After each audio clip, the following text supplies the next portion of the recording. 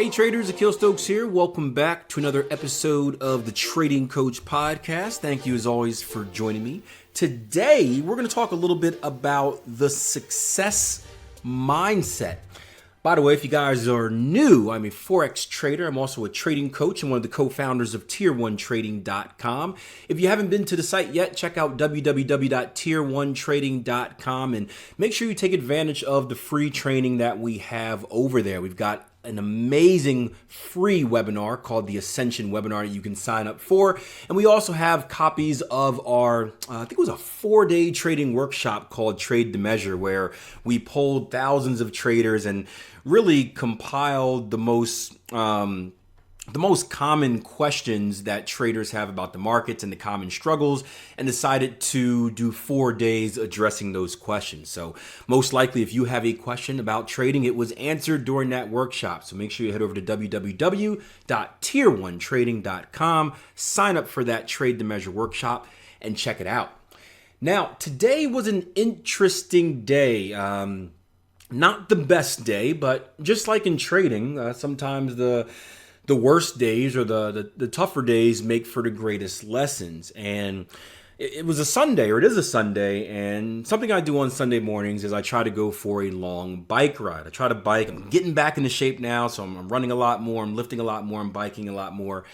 And I try to go for a few bike rides a week. And I haven't gone for one in a while because I had an issue with my tire, and I spent basically about an hour this morning fixing that issue. And I'm all excited. I spent an hour. It's frustrating. I hate changing bike towers. This one was a little bit harder than usual, hence taking an hour. And finally got it done, trying to beat the heat. I go out for a ride, and 5 minutes into my ride, I noticed something strange. I'm like, that doesn't sound right. I looked back at my tire, and luckily for me, I kind of noticed the warning signs on the wall, started heading back home, and boom, blew out the whole back tire. So you can imagine I'm going from this high of finally being back on the bike for the first time in over a week.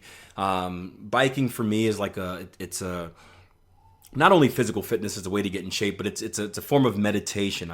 It's me. It's the wind blowing through whatever hair I have left. I get to see sights, and it's just a chance to relax for a few hours and get away from life. And well, after blowing the tire, I proceeded to doing the walk of shame, where basically you are the guy in the bike suit, literally walking and carrying his bike down the road as he goes home. And it made me think about a post that my buddy Latch shared this morning on Instagram. I believe he's recording a podcast. He sent me a message saying he's recording a podcast on this topic too. But he was listening to a recent podcast I did where I was talking about the show $1 Million Race. And he was looking at if you guys didn't hear the podcast, it's basically a race between not a normal average Joe, but a quote unquote normal person and an elite athlete. And they do these bios of the elite athletes where it's like, this guy was the youngest person to do that, blah, blah, blah. And one person has said they run 100 miles a week. And he was like, 100 miles a week? How the heck do you do that? And I responded to not only Latch, but just on an Instagram story in general that, people that reach that elite status of success, this goes for whether you're an athlete or not, it's a different type of crazy. They are wired differently. They have the ability. I know this firsthand from, I don't consider myself an elite athlete, but I was in the upper echelon of them. And I coach athletes as well. And I coach different levels of traders, some that have gone off and failed, and many that have gone on and become really, really good. And of course, people all in the middle. But the people that I see that go on to achieve massive success in any field, they're just wired differently. They are just built differently. Give me a second to chug some water.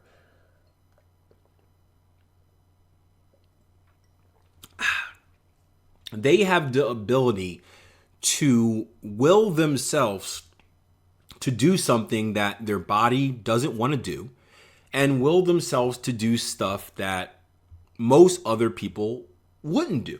So a good example for an elite athlete, right? You work out 4 days in a row, you're feeling tight, you're feeling tired, you're feeling achy. What would a normal person do in that situation? Take the day off. Don't do anything. Yep, there's enough crazy in that elite athlete to get out and do something. Another example, a person that is dedicated to, let's say, becoming a successful trader. They're waking up 5 o'clock in the morning so that they can sneak in the London Live room with Jason Greystone. And you ask yourself, well, wouldn't you want 2 hours of extra sleep? Well, yeah, the normal person would want 2 extra hours of sleep, but this person has a different drive, a different motivation, and that motivation allows them to kind of make that sacrifice that normal people aren't willing to make and do it for the long-term investment. And the long-term investment is, being educated and becoming a consistently profitable trader. The long-term investment is, being a higher level athlete.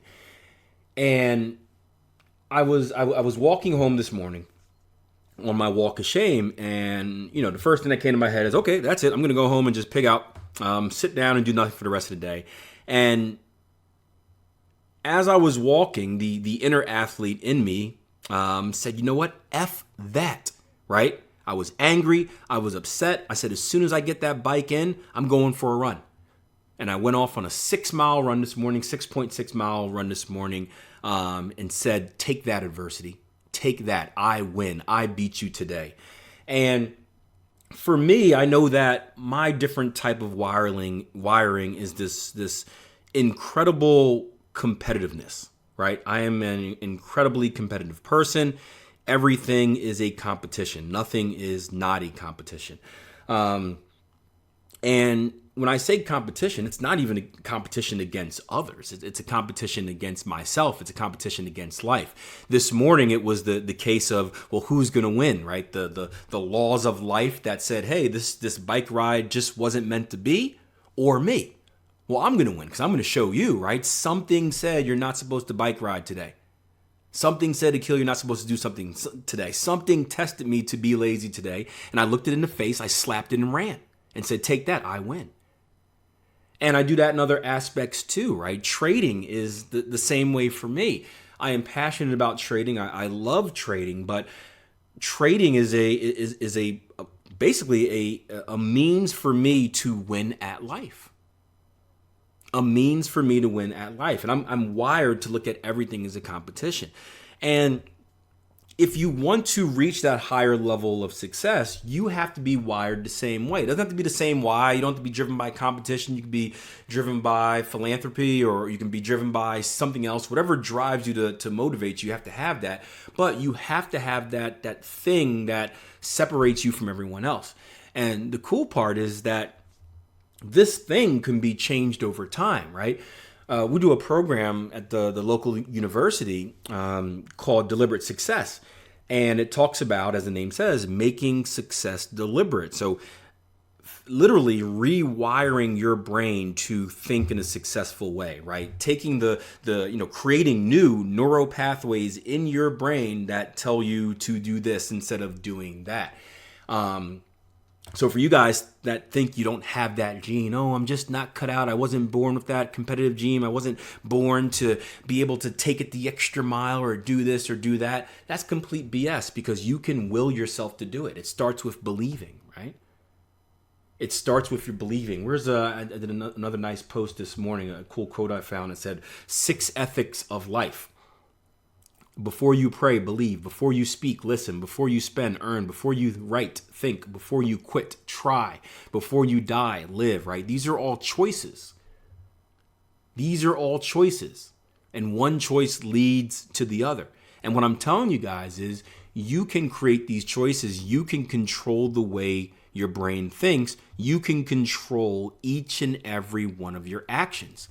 Now, it doesn't happen all at once. It starts by very small steps, right? It's like, how many of you guys have ever been on a diet, right? And you find it difficult, right? I've never been a fan of kind of, what is it called? Where you just, I'm talking to you guys, you can actually respond to me, but what is it called where you do something right away? Where you wake up and you're like, I'm going to cut all sugar. Cold turkey. You go cold turkey. I'm going to cut all sugar, right? Typically doesn't end well, right? Because your body doesn't have time to adjust. You relapse and you end up binge eating a lot of sugar to make up for your body's desire, right? So you can't create it all at once, but you can start small little tendencies where it's like, okay, I'm not going to eat after 9 o'clock at night. I'm only going to drink water, something like that. Or hey, I'm going to eat 4 Oreo cookies instead of the 5 Oreo cookies.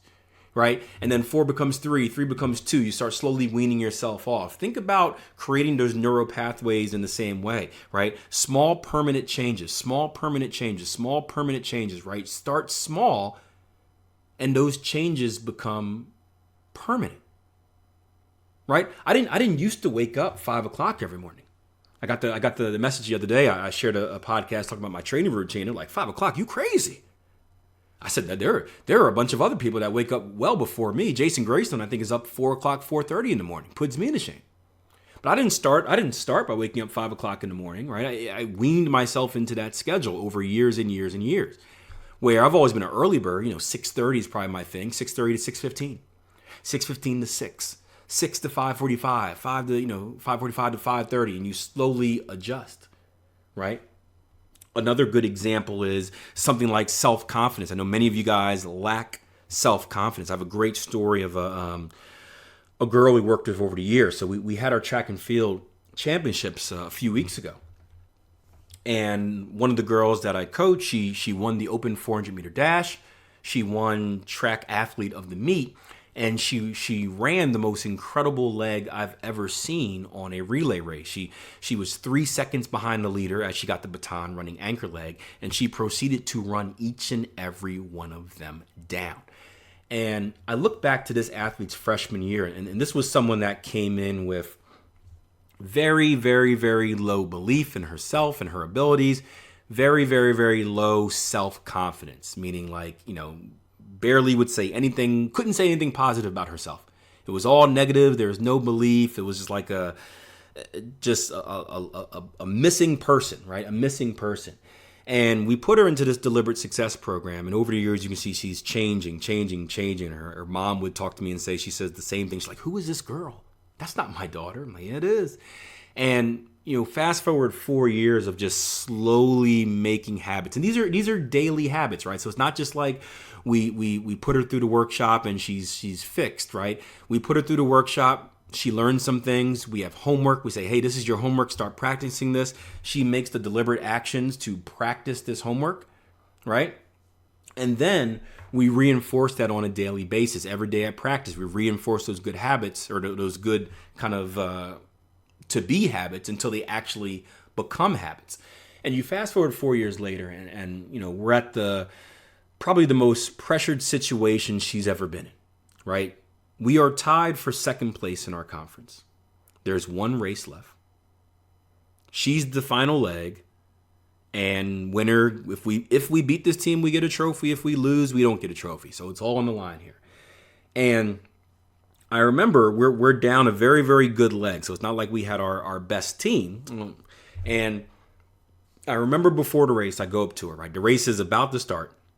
I go up to her, I give her, I slap her hand, and I look at her in the eyes, right? And I say, right, you can pardon my language here. I'm going to keep it clean for the podcast. But I look her in the eyes, right?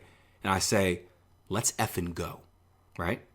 And normally, I would expect like a little, I can read people's eyes pretty good. I would expect like a little crumpling and a little nervousness and a little kind of like, oh no, a little scaredness. She stares me back in the eyes with the most confident look ever and just looks. Doesn't have to say anything, just looks like, I got you, right? Never seen this look for her in my life.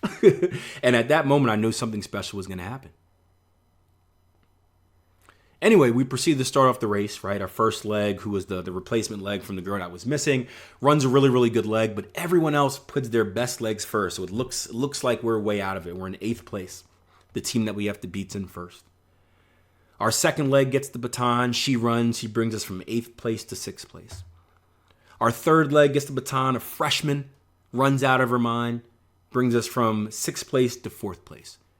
Our senior gets it 3 seconds behind the leader and proceeds to, in the first 200 meters, make up all 3 of those seconds. She runs right past them. Many of you guys have saw the video either on my Instagram, my IG stories, or on Twitter, or on Facebook as well, I guess. She runs past this girl. The girl that we need to beat. Right? Looks like she's running a different race. The girl looks at her like, oh, crap, where the hell did you come from? She tries to respond, and she couldn't. She just couldn't. She broke her spirit. She was doing something that this girl was unable to do. And it all started, yes, physically she was prepared for the moment. But it took the mindset. It took the fearless mindset of, I'm going to go out here. I'm not going to shy away from this moment. I'm going to embrace it, and I'm going to go take it. It took that to run that type of ballsy race. And it paid off.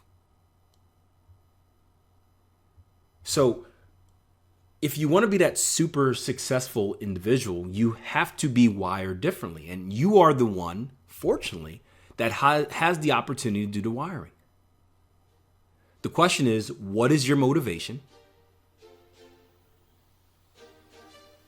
And how willing are you to dedicate yourself to making those small, permanent changes? And you've got to be all in. You've got to be all in.